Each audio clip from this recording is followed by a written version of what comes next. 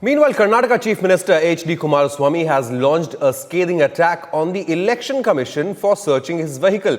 Kumaraswamy said that the searches are politically motivated. However, remember the Election Commission had also searched former Chief Minister and BJP State Chief B.S. Yediyurappa's chopper as well. Now, Kumaraswamy had earlier made allegations against IT after raids were conducted on the houses of his party aides in Mandya. Now, besides Kumaraswamy's Range Rover, the three-member EC team also searched other vehicles which were part of a convoy going to Hassan, and that convoy was part of Mr. H.D. Kumaraswamy's team. Now, Election Commission officials had searched Mr. Kumaraswamy's vehicle. They called it a routine search. And besides Kumaraswamy's Range Rover, 14 other vehicles were also searched, along with the chopper of his rival, Yediyurappa, who's the state BJP chief. Now, listen into this all-out attack by Karnataka Chief Minister H.D. Kumaraswamy, who has slammed the EC officials who claim they were simply doing their job.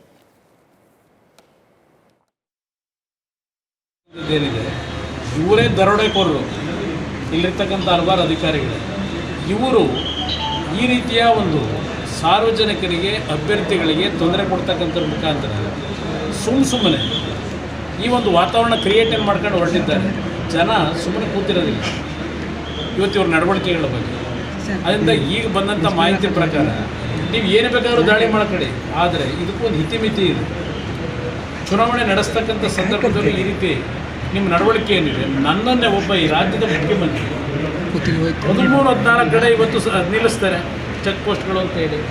Election ಕಮಿಷನಿಂದ ನಮಗೆ direction ಇದೆ, ನಾವು ಮಾಡದೇ ಇದ್ದರೆ ನಮ್ಮಗಳ ಮೇಲೆ ಅವರು ಎಲ್ಲೋ ಒಂದು ಕಡೆ ನಾವೇನೋ ನಿಮಗೆ ಶಾಮೀಲಾಗಿದ್ದೇವೆ ಅಂತಾರೆ.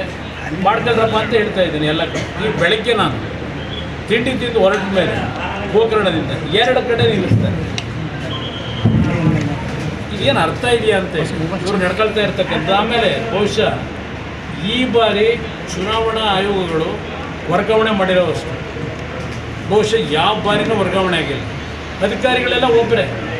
ಈಗ ನಾನು ಯಾವುದೋ ಒಬ್ಬ ಅಧಿಕಾರಿ ಮೇಲೆ ಇವತ್ತು ಸರ್ಕಾರದ ಸ್ಥಾನದಿಂದ ಅವ್ರ ಮೇಲೆ ಒತ್ತಡ ಹಾಕೋದಾದರೆ ಚುನಾವಣೆಯ ಪ್ರಕ್ರಿಯೆಗಳು ನಡೆಸ್ತಕ್ಕಂಥದ್ದಕ್ಕೆ ಈಗ ಅವ್ರು ಮತ್ತೆ ಆಗ್ತಕ್ಕಂಥ ಅಧಿಕಾರಿಗಳು ಅವರೇ ಸೆಲೆಕ್ಟ್ ಮಾಡಾಕತ್ತಾರೆ. ಆ ಅಧಿಕಾರಿ ನನ್ನ ಕೈಗಳಿಗೆ ಇರ್ತಕ್ಕಂಥವ್ರು.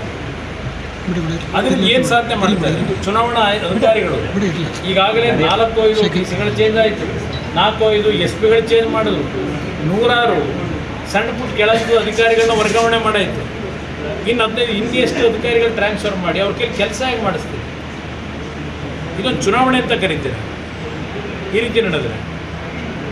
ಇದಕ್ಕೂ ನಾವೆಲ್ಲ ತಲೆ ತಗ್ಗಿಸ್ತಕ್ಕಂಥ ರೀತಿಯ ವಾತಾವರಣ ನಿರ್ಮಾಣ ಮಾಡ್ಕೊಂಡು ಕೂತಿದ್ದಾರೆ.